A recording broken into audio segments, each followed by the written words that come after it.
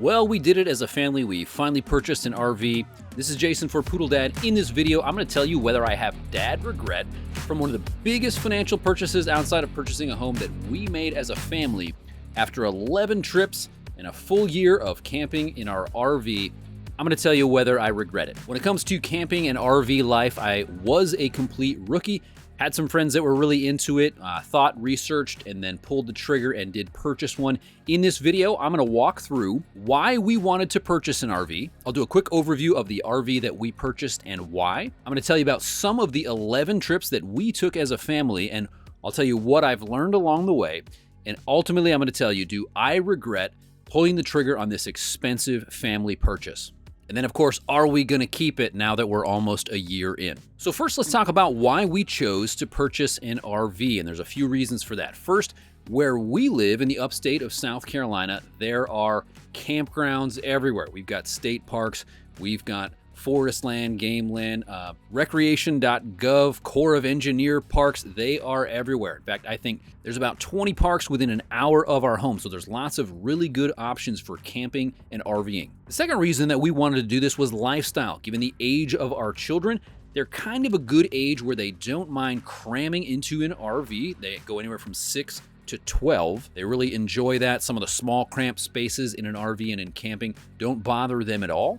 And then the third reason was, given both our career in ministry and also homeschooling our children, we have the flexibility to do some of these trips. So particularly, we bought this RV because I was 17 years into ministry or living as a clergy member. I was eligible for a sabbatical, so I got 4 months of sabbatical. The purpose of that was to step out of ministry to rest. Well, getting out in the woods was a great way to do that. But also, now that we're back at it in ministry, we often take retreats, we go to conferences. Most of these conferences and campgrounds, they have RV spots. So again, it's a nice time to bring the RV, have our kids, they can do their schooling right in the RV while I participate in those ministry conferences and retreats. But the last why for why we chose purchase an RV is because who doesn't dream of taking an epic RV road trip, packing the kids up and the dog, traveling across the country, seeing amazing things, maybe going to national parks and things like that. So it's kind of something we had dreamed and hoped that we could do. Let me know in the comments, are you dreaming about getting an RV or camping? I would imagine if you're watching this video, you are thinking about it somewhat. Let's talk now about what we ultimately ended up purchasing. We purchased a 2007 Winnebago Outlook. It's a 29-foot RV. We were looking for something with our 3 kids that would sleep at least 5. This Winnebago has a Ford E450 V10 engine, so it's got a big old honking engine. Now, when you're looking for an RV or a camper, you really have a couple options. You can buy a camper that you can pull behind a truck or maybe a big van or SUV, or you can buy a motorhome like we did. It's got the engine right there, basically truck and motorhome all in one. Now, I probably would have preferred to purchase a truck and then find a camper. There's a lot of versatility on campers out there. You can find them used at decent prices. The problem was when we were looking, the cost of trucks was definitely through the roof.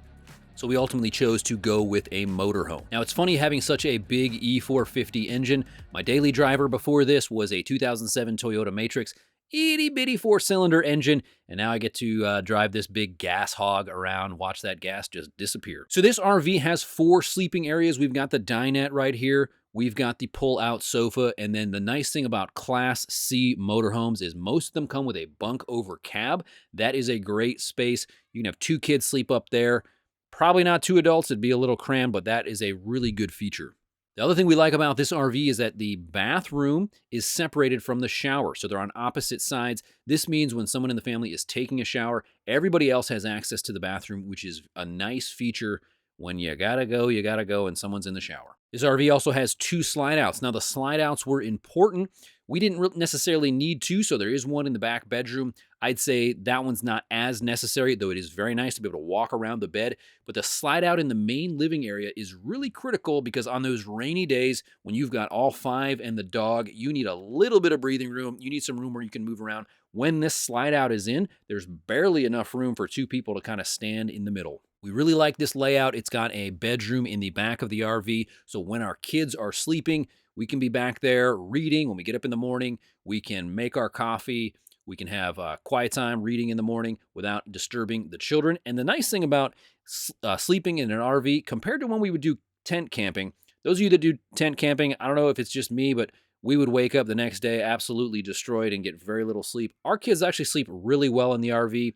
We put a box fan in here, get some white noise going. It stays pretty dark even with the sun coming out. So that's one of the things that we've really liked about this layout. It does allow us to sleep well.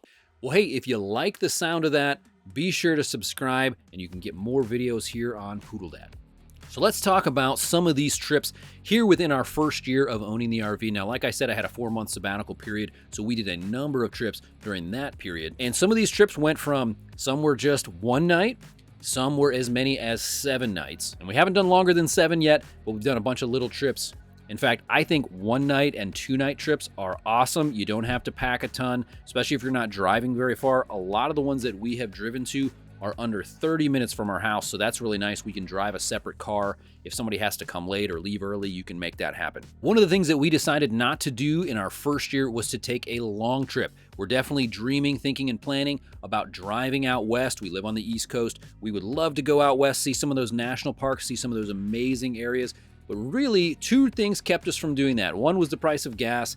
Gas shot up tremendously when we purchased this RV. And also, because we were rookies, we had never done this before, we thought, let's get some local trips under our belt so we learn what do we need to pack, how do we go about doing trips like this, and what would a longer, maybe 3 or 4 week trip out west really look like. And with gas, that's definitely a concern. This RV holds 55 gallons, gets about 7 miles to the gallon. Now, that said, if you pull a big trailer with a big truck, you're probably going to get somewhere around 7 to 10 anyway, unless you have a diesel, but the cost of diesel is more expensive now anyway. One of the challenges with having a motorhome like this would be to take a longer trip. It'd be great to be able to tow a vehicle. Right now, I haven't set that up, how to tow a vehicle. None of my vehicles are able to do that. I have been looking and trying to find if that's something I can do. Most of our trips, because they've been close by, my wife has just driven the car and met us there, which can be a little bit nicer because one of the things that we learned in driving in an RV, now I will say in the cab, it is very comfortable, it's cush, it's nice. When you're back here, it is bouncing around. There are 7 seat belts total, 2 in the front and then 5 here in the main cab area. For kids, it's okay. If your kids get motion sick, especially when you have amazing light fixtures like this that bounce around. I actually have a bungee cord that I use, and I bungee this to the window when we're driving because if not, it can make the kids a little bit motion sick. Get that to stop jangling here. Okay, there we go. So let me tell you about some of the trips that we really liked. We went to Blackrock Mountain State Park. It's about 90 minutes from our home. It is the highest campground in Georgia. We saw some amazing views. We did a lot of awesome hiking. That's one we actually scheduled to do again in the next summer. It's not that hot because of the elevation. And right at 30 feet with this motorhome, the drive up the mountain is a little treacherous, but it wasn't bad. For a bigger motorhome or a longer trailer, they actually recommend you call first and get some information about which site you're gonna be in before you try to get in there. But what I have found, even as a rookie RV driver, 30 feet is not too bad. Once I learned, and I thankfully haven't learned the hard way, but I did learn when you're turning, obviously the back of the RV swings out a little bit. I almost sideswiped my own car in the driveway when I first was learning about how to drive this thing, but it's thankfully not too bad. We also went to Devil's Fork State Park, beautiful Lake Jocassee in South Carolina. Some of the most crystal clear water that I've ever seen. We did some amazing kayaking, some amazing fishing over there, and just beautiful views and beautiful swimming. Table Rock State Park is near our home. Great hiking over there. Also, again, some great kayaking. Twin Lakes is one of my personal favorites. It's really close to our house. It's in Pendleton, South Carolina. Almost every site has a beautiful lake view. You can fish right off of your site, or a lot of them you can actually swim, or for those that have a boat, bring your boat and you can boat and right off of your site. Another shout out to a campground that we liked was Paynes Creek Campground in Georgia, and that has a lot of mountain biking. So if you're into mountain biking, that's a great one. My son loves to mountain bike. We can hitch the bikes to the back of the RV. He and I actually did a trip alone together, put our bikes on the back of the RV. We did a 2-night, really quick trip. and we got to do a lot of the awesome mountain biking trails that they have around Paynes Creek. And that's some of the things that we love about RVing, mountain biking. Kids bring their scooters, they can go around. There's fishing, there's hiking. We've taken beautiful hikes. And with our youngest, she's capable of doing anywhere from 2 to 3 miles. Sometimes when we're climbing an elevation, we have to carry her. But our kids have really enjoyed getting out there, seeing the views, and doing some hiking. So what are some of the things that I have learned going from a rookie to now having about 11 trips under my belt? Well, one of the things I would say is that the RV is not as complicated as you think at first. A lot of times you see some of these systems, you hear some of these terms, what's a gray tank, what's a black tank, what's a slide out, how do these things work? They seem really complicated. Hey, I'm a nerd. I read the manual when I got this thing. I have a lot of friends who know what they're doing. So before I went and made this purchase, I've got 3 friends who are really into RVing and camping. 2 of them have done full-time camping up to a year in a trailer, and they were the people that I went to get information about what am I looking for, how do these things work. A quick text or a quick call. And actually, when I purchased my RV, one of my good friends, he went with me to look at it because honestly, I didn't know my black tank from my gray tank. I don't know about RV batteries, all of these things. But once you get the hang of it, read the manual, get some friends, they can walk you through it. It's not as complicated. Thankfully, you've got YouTube. You can look up about whatever you want on YouTube, and somebody will certainly explain it to you. Another thing that I've learned is that driving a big RV is tiring. So even as we envision, hey, let's take a long trip out west, the reality is that would be very tiring. I'm not sure I want to drive 8 hours a day times 3 days to get all the way to, say, Colorado or Utah or something like that. I've got a trip in a few weeks where we're going to drive about 3.5 hours. That will be the longest I ever take this thing, and we'll see how fatiguing and tiring that is. One of my friends gave me some really good advice, and he said when you're pulling a trailer or when you're driving a motorhome, you're not in a hurry. And I think that's the best advice that I ever got. Don't get in a hurry. That's when you make a mistake. Drive slow, get in the right lane on the interstate. You're going to be slow, take it easy, don't make any mistakes. Another thing that I've learned is that the setup and the teardown process is not that difficult. You can get it down to 15 or 20 minutes. Every campground is different, but most of them are set up pretty well. You can back in or sometimes you have to pull through, but my kids will be out playing. I can usually get this thing set up with the water, with the electric, get my slides out, get my stabilizer jacks down. That's anywhere from a 15-20 minute process, and then to get torn down is about the same. And then on your way out of that campground, you got to dump your black and gray tank, but honestly, that's no big deal either. Another thing that we've learned is that camping with friends is great. You've got friends that like to do this. Get your calendars together, find some reservations. Your kids will play and have a great time. The adults can chill and hang out. We've really loved that. Although we do love going as a family as well. Sometimes when we go with friends who have kids, we feel like we don't see our kids too much during those trips, but both can be a lot of fun. The other thing I want to talk about is the one-night RV trip. One night in an RV is actually pretty awesome. I think that's one of my highlights for having it. My wife had a gig where she was speaking at a women's Bible study, and she was going to take my oldest daughter. I took my youngest two because it was a Friday night, and we did one night at a local campground. $36 for that campground for the night. We went out. I had packed a very easy dinner. I had made the breakfast in advance. I brought some snacks. I feel like it took 15 minutes to pack up the RV. Took them for one night. They had an absolute blast. One of the things I haven't tried yet is boondocking. Boondocking is where you go and camp somewhere where you have no hookups. This RV does have a generator, so technically I could power it. We can heat it. Being out boondocking, you can figure out how to fill your freshwater tank, and you can still use the plumbing and the other fixtures like that. But I haven't tried that yet. I would like to. Perhaps if we do go all the way out west, we're going to have a few nights where we are stopping at, like a Walmart or a Cracker Barrel or something like that where you can stay overnight without any hookups. The other thing is you've got to learn to freeze some meals in advance. So one of the things my wife and I talk about is when she is planning a meal or I'm planning to cook a meal, let's cook extra and we're going to freeze enough for one night so that when we go on these RV trips, we can very quickly grab some things out of the freezer and have some meals all set up and ready. Okay, the last thing I want to talk about that I have learned about this RV that we were not expecting, I want to talk about the first night that we slept in this RV. Now this RV, because it is a motorhome, we've got 6 tires, and then it also has the 4 stabilizer jacks. So you pull into the campground, you get your stabilizer jacks down, raises it up a little bit, gets it all nice and level so that when you're walking around, you don't feel like you're sliding around or bouncing around too much. But what was really funny was we learned that first night with 3 kids and a dog, we are in the back, in the bed, and because the slide outs come out, that changes that center of gravity, that anytime one of our kids is kind of rolling around in the bed, it creates a little bit of motion in the RV. We both felt like at first that we were on a cruise again, where you can feel that motion. We both kind of freaked out, and we had just purchased this thing, bought a lot of accessories. It was our first trip, and we thought, man, we're never going to be able to sleep like this. Thankfully, we got used to it. That was the only night that it bothered us. And I have learned how you can put the stabilizer jacks out just a little bit more, make it a little more stable. But it is funny though, because I took my youngest daughter, who probably weighs like 45 pounds, on a one-night trip, just her and I. And when she was up here in the bunk over cab, I was in the back. I could feel just about every time she rolled or moved around. So that's something to be thinking about. Those slide outs definitely change that center of gravity, give you a little bit of motion when you're camping. All right, let's talk expenses. How much did I pay to buy this RV? Now, this is a 2007, so it was about 15 years old when I purchased it.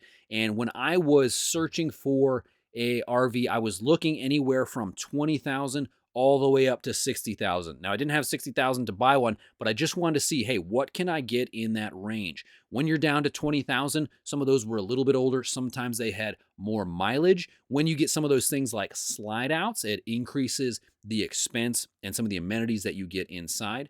But this RV cost about the same price as a brand new minivan. So that's kind of the price range that we're thinking. It was like buying a brand new car. So this was definitely a major purchase. But let's talk about some of the other expenses that also go along with, if you save up your money, you pull the trigger, you buy what you want to buy, you also have to be prepared for some other expenses that are going to come your way. First was insurance. That's about $50 a month to insure this RV. The second thing, gas, we've got to think about, especially if you're taking longer trips. Each time you take a longer drive, the cost of gas is probably going to be more than the cost of the campground fee. At 7 miles to the gallon, when gas this past summer was over $4 a gallon, I would be thinking, hey, every 7 miles, that's $4, and I'm doing the math in my head. You make a wrong turn and you realize, oh, that cost me $2. Propane, this thing also has a big propane. It's actually pretty cheap, so I had to fill up my propane tank. That was like $40. That'll probably last well through the next season. So that's a nice feature. Another thing about buying a used RV, if you buy it from a private party, it may come with just about everything you need to camp, but definitely check with whoever you're buying with. Sometimes it will come with some hoses. It should come with your sewer hoses and things like that. But here were some of the accessories that we bought really early on within those first few trips. We did have to buy some clean water hoses. We had to buy like plastic plates, plastic dinnerware, and things also that we could put in the microwave that were in the RV, some outdoor mats, camp chairs. That really was about it. So there wasn't a ton that we had to buy to make our RV camp ready. Another thing to think about is parking and storage. That can range anywhere from $50 to $150 a month, depending on what kind of storage. Is it just a parking spot in a lot? Is it a covered lot that has access to electricity? So you got to think about that. Now, right now, I'm parking this thing in my driveway, and so far that's been okay, but every now and again, my wife gives me a little nudge.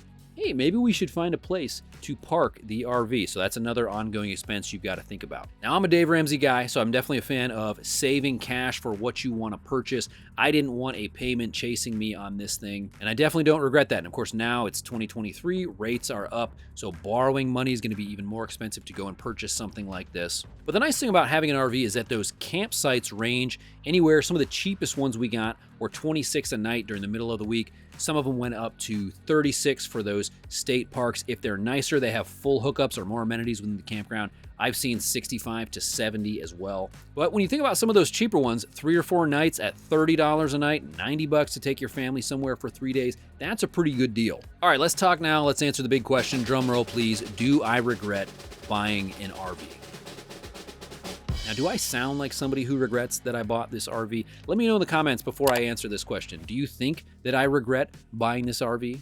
Well, absolutely not. I really don't regret it. Our family has had a ton of fun. One of the things that we thought is maybe we will purchase the RV, use it for a year or two, and then sell it. But now that we're into our the end of our first year, we've got 11 trips under our belt, we really don't want to get rid of it. In fact, we have made some reservations at a number of campgrounds. I'm taking it to one of our conferences here in a few weeks, and we would like to keep doing this. It is an excellent way to connect to a family, and one of the ways to think about the expense. Is it expensive? Yes, it is.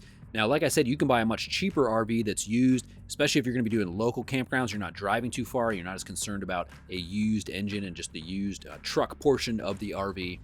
But think about it in terms of a trip to Disney World. I actually looked this up. The average trip for a family of 5 to go to Disney World for a week is going to be somewhere between $6,000 to $11,000. Now that's 1 week. So what I feel like in the RV, that we're going to get a whole bunch of trips like that. I think when you're talking to a family, when you're living that dad life, is it worth it to take a trip to Disney, spend all that money? Yeah, it probably is. It's something that your family would never forget.